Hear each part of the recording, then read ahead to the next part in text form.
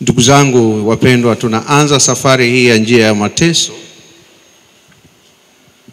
kama ambavyo Bwana wetu Yesu Kristo mwenyewe alivyoiendea njia ile, na historia inatuambia kanisa la mwanzo ilianzisha ibada hii makusudi kabisa kwa ajili ya kuweza kuenzi ile kazi ambayo Bwana wetu Yesu Kristo aliifanya. Na safari hii inaanzia katika kituo kile cha kwanza ambapo Yesu Kristo anahukumiwa auawe.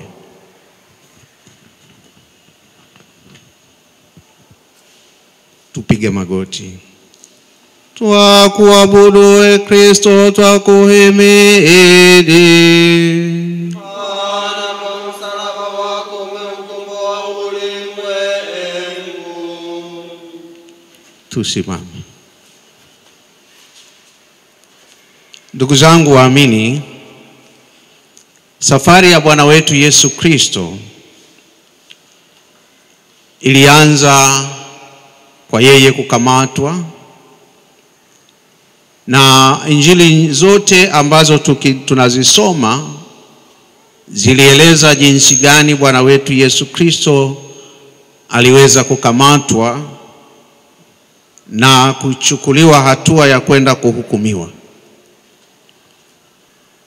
Ukisoma katika injili ya Mathayo mtakatifu sura ile ya 26, mistari ile ya kule mwishoni inaonyesha jinsi gani harakati za kumkamata Bwana wetu Yesu Kristo zilivyofanyika. Yuda alikubali kuwaonyesha makuhani na wazee wa baraza Yesu Kristo ni yupi katika miongoni mwa wale waliokuwa pamoja na Yesu. Alikwenda na kumbusu, na ndipo usiku ule wakamchukua Yesu wakampeleka kwa Kayafa, ambaye wakati huo ndiye alikuwa liwali. Lakini alivyokwenda kwa Kayafa, mashtaka waliompeleka nayo yakaonekana kwamba hayawezi kuamuliwa na mahakama ile ya kidini. Kwa hiyo kulipopambazuka, wanampeleka kwa Pilato. Na Yesu Kristo anapofika kwa Pilato, wasomaji wa Biblia tutaelewa alivyofika kwa Pilato. Pilato aliuliza, mnamleta huyu hapa kwa mashtaka gani? Wakasema mashtaka waliomletea Yesu. Lakini haikuonekana sababu ya msingi ya Yesu kuweza kuuawa.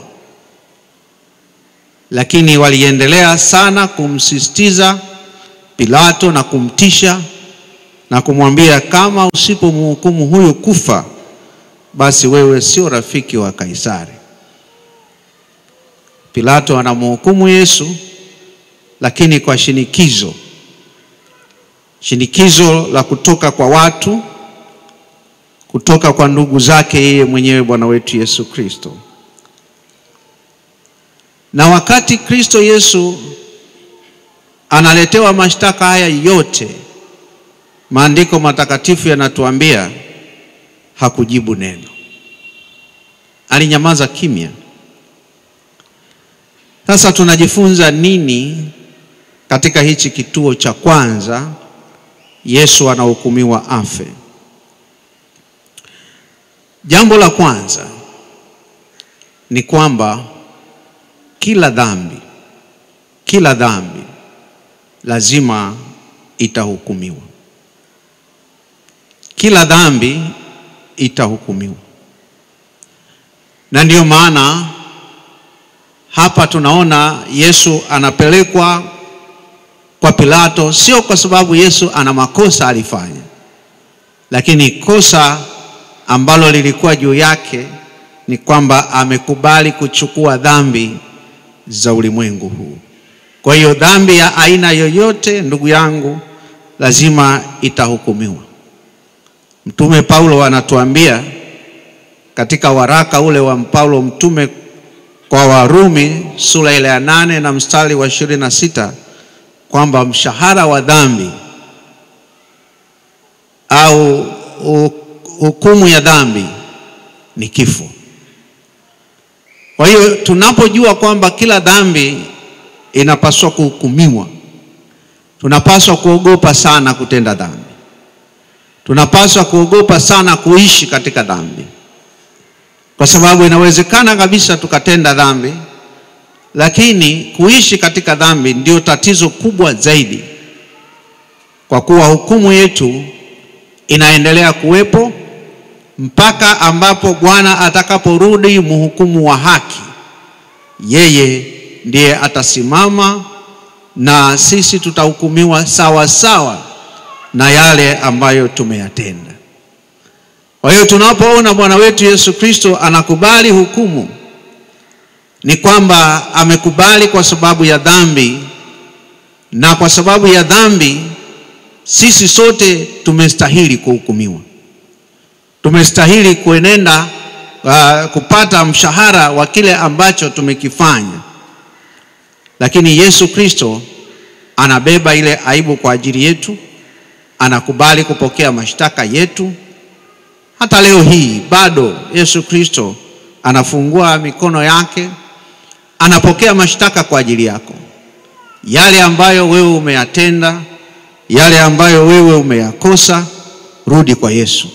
Mwambie, Bwana, ninaomba unirehemu kwa kuwa wewe ulikubali kubeba hukumu juu ya dhambi zangu. Yesu ni mwema. Yesu ni mwaminifu. Kama alivyoikubali hukumu siku ile ya kwanza, hata hivyo hataacha kukupokea wewe na dhambi zako. Atakupokea, usiwe na wasiwasi, na Yesu mwenyewe atakupa neema ya kusafishwa zile dhambi. La msingi hapa ujue ya kwamba hupaswi kuzificha dhambi, kwa sababu unapoficha dhambi na kuishi katika dhambi, maana yake unajitengenezea hukumu iliyo kubwa zaidi. Yesu Kristo yuko tayari kubeba hukumu yako sasa. Zitubie dhambi zako, acha njia yako, mwendee Yesu Kristo, na Yesu Kristo mwenyewe atakuponya na magonjwa yote. Yesu Mwokozi wangu, mara nyingi nimekuhukumu uwawe kwa dhambi zangu, na kusihi uniokoe kwa kufa kwako, nisife milele kama ilivyo stahili yangu. Tupige magoti.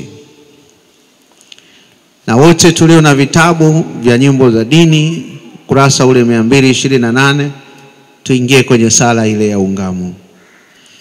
Ee Mungu wangu, nakupenda kwa moyo wangu wote na kuliko mambo yote.